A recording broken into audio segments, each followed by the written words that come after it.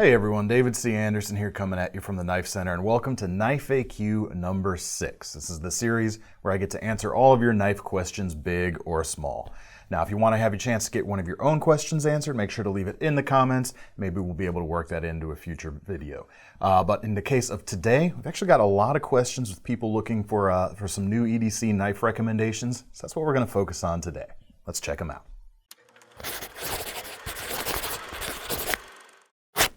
All right, our first question today comes from Mr. Ali Shaheen. He says, hey, the Shuffle 2 has been my EDC for the last 3 years, and I'm super happy with it. Just want to upgrade to more premium knife material. But I can't find something that's close to the Shuffle 2 feeling. Do you have any recommendations? Yes, I do. First of all, here I've got the Shuffle 2. First thing we're gonna have to do, we're gonna ditch this bottle opener and the little pry bar on the end. It's pretty cool, but if you want some more premium stuff, typically these things you only really see them featured on some of the lower end stuff. The MKM Asanzo has a big bail like this, but it's a smaller knife. The other thing I'm gonna ditch the Tanto for you and show you a couple other things. Now for me, the Cryo 2, the Shuffle 2 always kind of curved my hand back in a little bit of a way that I wasn't super happy with. So I'm gonna get away from that for you as well. My first recommendation is the Spyderco Cat. You know, when I'm looking at this knife, you've got that full-size finger choil here on the Shuffle 2, I immediately think of Spydercos. So the Spyderco has roughly the same amount of blade length. It's just under 2.5 inches, although the Shuffle 2 is technically just a hair over 2.5 inches. You've got BD1N stainless steel, which is definitely an upgrade, albeit not a super premium knife steel. It's still definitely a good performer. G10 scales, liner lock, and a wire deep carry pocket clip on this knife. All comes in about 61 bucks right now, or just over. And it does what the Shuffle does, and what a lot of Spyderco knives do very well, is you can get all 4 fingers on that knife, even though it's a smaller blade, because of that finger choil. But the Cat's always been a nice 2.5 inch blade recommendation for me. It's kind of one of my defaults for that type of size. If you want to go a little bit more premium, however, maybe you want a particle steel, you want to make a nice healthy jump, and you're willing to go a little bit bigger in blade size, I'd definitely say go with the Para 3 from Spyderco. Now, I don't know which version of the Shuffle 2 you actually have, but I pulled one of the tan ones here. So I pulled a camo G10 version of the Para 3 because I thought it kind of matched attitude-wise to that one. But as you can see, a little bit bigger, but you kind of have some of the same characteristics, I would say. The Shuffle 2, despite its size, has a fairly grippy or a fairly substantial hold in the hand. And with the Para 3, you're definitely going to get that as well. Now there's some FRN handled versions of this. Those start at about 98 bucks. And those also have the same BD1N stainless steel as the Cat does. But with this one, you've got S30V with the G10 handles. Now the price is a little bit higher for these, but this is a knife that is going to satisfy, I think, for a long, long time. I certainly have, I've got my own of these that I enjoy carrying. It's just a great design. And it has a shorter blade here. You are just under 3 inches, but it feels like you've got a much bigger knife because of the way the handle is put together. You've got a lot of grip options there, a little bit more than that Shuffle 2. But it's got kind of that same feeling as that Shuffle 2 when you hold it. When you're inverted here, you can see the blade kicks up a little bit. That kind of calls to mind the way you might hold that Shuffle, so you can get some good angles of attack when you're actually using the knife. Plus, you've got Spyderco's compression lock there. It's not a liner lock like you had here, but you can use that to keep your hand out of the path of the blade when you're closing it, so you got more safety there. You can flick it open if you like. It's just an awesome, awesome design.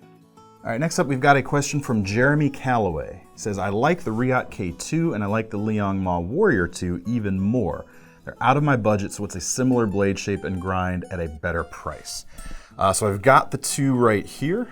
Let me refresh myself on the pricing. $325 for the Reate and a bit over $465 for the Liong Mah. And as you can see, the blade grinds on these are virtually identical, which makes a little bit of sense because both of these actually are made by Reate. But you got that 3.7 inch or thereabouts Tanto blade, compound grinds. Now you didn't mention what your budget was, so but that's okay actually in this case. Normally the more info you can get me, the better of a recommendation I'll be able to make. But I'd like to show you the Best Tech Kendo. And the reason I like this is there's kind of two tiers for this knife. You've got a premium version with S35VN, comes in a bit over $190. It's got a frame lock. And then you've got G10 liner locking versions for a bit over $50, and these are D2 steel bladed knives.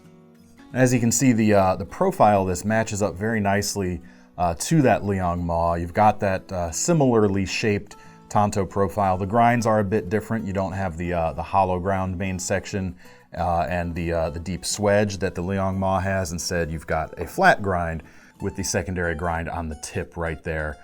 But it's a really nice shape, I think. S35VN steel on this. I don't know if I mentioned that. Nice stone-washed finish, titanium on the frame, and they're just very nice. Like I said, $192 on this one right now. Flips very nicely, put together really well, and at least, quite a bit cheaper, at least 130 bucks less than the Reate and even more less than the Liong Mah. But if your budget is more around the $50 mark, you really can't go wrong with these G10 versions. They're solidly put together, just like a lot of the $50 Chinese D2 knives out there these days. They do a good job. The liner lock is inset, which is a nice, more of a premium touch than you see on some budget-oriented knives. A little bit of a cutout there to get it closed. Ball bearings in the pivot still, nice deep carry pocket clip.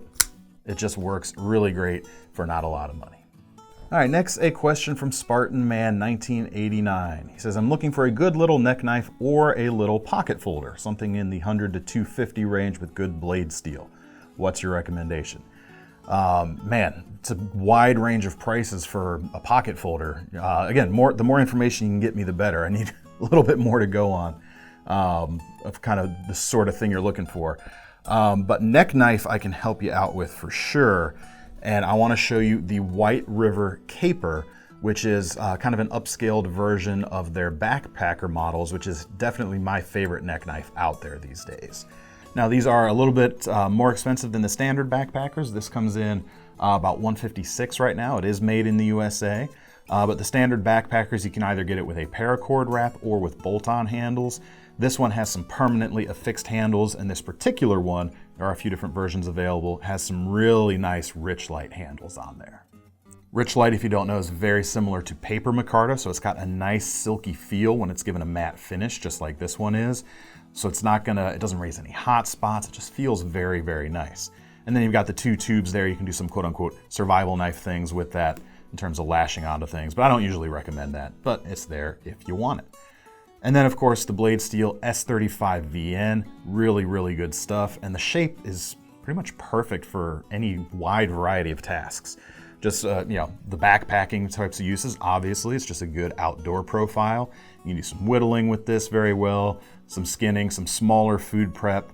If you can fit it on a blade about this length, which is only about 3 inches.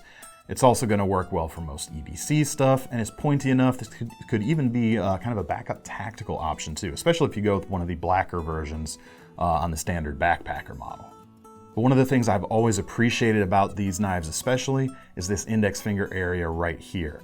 Not that some others are overtly uncomfortable, but this one is extremely comfortable here because they've actually crowned this whole area. So there's no 90-degree edge here at all to kind of catch on your finger. So it's just very comfy. It's almost like a silky feel in the hand. Really matches well with that Richlite, I must say.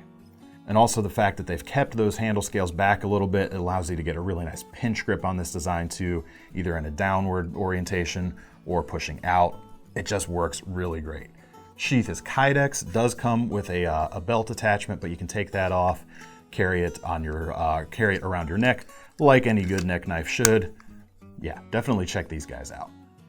All right, next, Jack Thrano has a question. He says, I've been obsessed with knives for most of my life. I don't really have that much money, but I'm willing to spend up to 150 bucks on a good medium-sized outdoor belt knife. Any suggestions? Yes, I do. And that's a good amount of money. You can definitely get some real solid options for that price. But I understand not having a lot of resources to deal with. So whatever you get, you want it to be dependable. You want it to be no nonsense, no gimmicks. You just want it to work. And I love to recommend the Becker BK16. Now these start right around 87 bucks. And for that, you're getting a knife that's made in America. You're getting tough, dependable 1095 carbon steel. does have a coating on it to prevent rust, but you can strip that if you like, if you want to expose the bare steel underneath and get a little bit better cutting geometry in the process. And that's actually part of the appeal of Beckers. A lot of folks like to kind of modify them to suit their personal needs, but even right out of the box, they're good to go. Blade length is a little under 4.5, just a classic drop point. Nice full flat grind. You could carve wood with this. You could do food prep. Certainly would be a great hunting knife, just a great all-around shape. Now it comes with 2 sets of handles. They are injection molded and bolted on. You get the black, you've also got a coyote brown if you want to change up the color. But you can actually upgrade these as well if you want a more premium feel. You can get a nice set of micarta scales, and these are a little bit under 40 bucks to throw those on there. And they certainly add a little bit of extra texture and, like I said, just a more premium, a nicer feel to the knives. On top of that, you've got a pretty versatile sheath option going on. It's not super classic looking, but it is certainly very effective. You've got 2 retention straps here, MOLLE compatibility on the back, or just simple belt carry here. And then you've even got a pouch on the front. You can throw a few extra goodies in there, sharpening stones, survival stuff, whatever you'd like. Now some folks are probably gonna ask, what about the SE4, which is kind of a competitor to this knife, especially the new 3D contoured micarta handle versions. And I'll say I prefer the Becker a little bit more.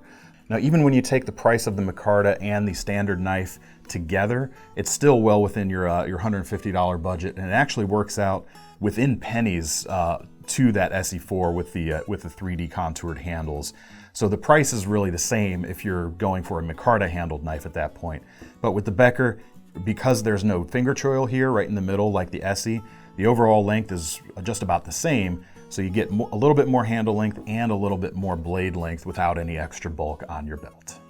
All right, now we've got a proposition here, or a writing prompt from High Class Knives Hawaii. I know how to speak. He says, what's your favorite cold steel folder and fixed blade combo, carried or packed together? I know mine, but interested in yours. Again, context is everything. It depends on the environment. If you're going EDC, it's gonna be very different from outdoor. I will say right now, probably my favorite cold steel fixed blade in their lineup is the SRKC, the compact SRK. Just because it's a solid, affordable design. It's one of my go-tos for an affordable survival knife recommendation, because these only come in, what is it, just over 40 bucks? Yeah, about 46 right now. You get a lot for your money. Tough carbon steel, 5-inch blade. It's a good manageable size, not too thick, but it's still plenty strong, full tang, excellent sheath. But what I'm not gonna include this in part of my answer. I just wanted to talk about it for a second. For the pairing, I'm gonna go with a theoretical outdoor excursion and what I'd go with. So I'm gonna want a smaller knife and a bigger chopper style of knife. So the SRK is not quite gonna cut it. So I'm actually gonna go with the Chaos Bowie. Bit of an unconventional choice, I'd say, but I'm very interested in maybe one day taking one of these out and really bashing on it. You know, we've certainly put these to the test here at the KnifeCenter, some of the other blade versions, and they've held up pretty well, but the Chaos Bowie came out later.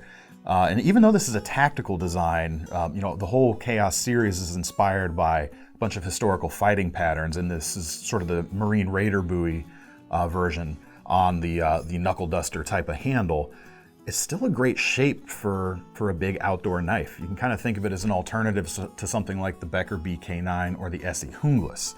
I mean, again, you've got SK5 carbon steel, 10.5 inches, and this comes in under 100 bucks too. Now the handles are pretty comfortable, even though you've got this split D-ring here, so you could use that for some crushing tasks in the wild. You've got the crushing pommel there as well. Enough reach, you could do some small machete work with it. You could also split wood, do some batoning, any of those heavier knife tasks, some chopping, that sort of thing. Probably the only thing I would do to this to make it even better as a little bit of a modification, I'd put a little more of a finger choil in here, because actually, if you choke up on the knife here, this actually, with the last 3 fingers, feels really comfortable, and you would be able to get some finer control over this knife. But right now, you know, I kind of hit that edge a little bit. But I think this would be really cool to take out in place of one of those other knives. I actually usually reach for my BK20 these days. So that would be the fixed blade I take, and I would pair that with an AD10. Just great knife in the outdoors, great knife for EDC, These come in, they're a little expensive, a little bit under $200, about $192 right now. But you get S35 VN steel, about 3.5 inches of it. Contoured G10, it's very comfortable in the hand. If I were using this as my primary small fixed blade in the outdoors, I would probably take the pocket clip off and carry it in a pouch. That way I don't have the hot spot from the pocket clip there, and it'd be more comfortable for doing those smaller carving tasks, the smaller things around camp that you wouldn't want to pull out the large knife for. And you've still got a ton of strength for a folder, especially with Cold Steel's Triad lock. Looks like a lockback, but any of you who are familiar with Cold Steel know it's a lot stronger than any typical lockback out there. Got some more stuff going on underneath, like a stop pin, some improved geometries that mean it can really handle a lot of force very well. But there's some other good folders too. The Formax Scout I really like, the Ultimate Hunter I really like, but down to one, this would be it right here. So you say you knew your combo, but you wanted to hear mine. Sir, High Class Knives Hawaii, let us know your combo, and everyone else let us know your combo down in the comments as well.